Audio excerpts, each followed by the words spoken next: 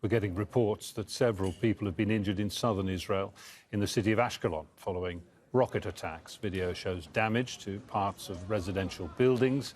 Israeli emergency services are responding at the scene, and we can get perhaps more on that from Tel Aviv now, where I'm joined by our correspondent Imran Khan. What are you hearing, if anything, more on official channels there about this attack in Ashkelon, Imran?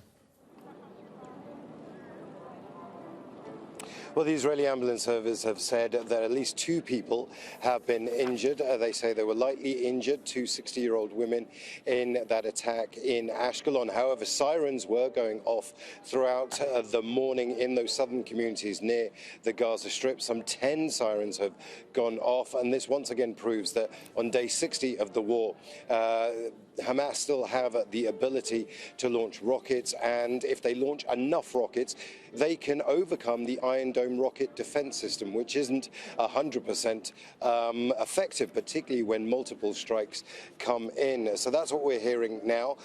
We are hearing that 2 people have been injured in that attack in Ashkelon. Imran, stand by, because I want to bring you news that family members of Israeli captives being held in Gaza are meeting Israel's war cabinet as we speak. It comes after an intense political debate about the fate of those captives. Prime Minister Benjamin Netanyahu has promised to bring them home, but opposition politicians have criticised his government for its handling of the crisis. And this meeting, I think, Imran, is happening not too far from where you're standing.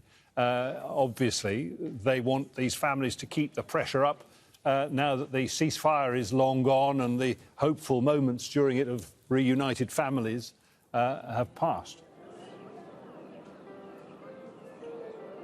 That's absolutely right. And if Israeli media is to be believed, then Prime Minister Benjamin Netanyahu didn't want this meeting to take place at all. In fact, it was actually postponed almost it was postponed 3 times, but eventually happened. And the reason for that is Prime Minister Benjamin Netanyahu knows he's very unpopular, and he didn't want to look these people in the eyes. But that's now happening.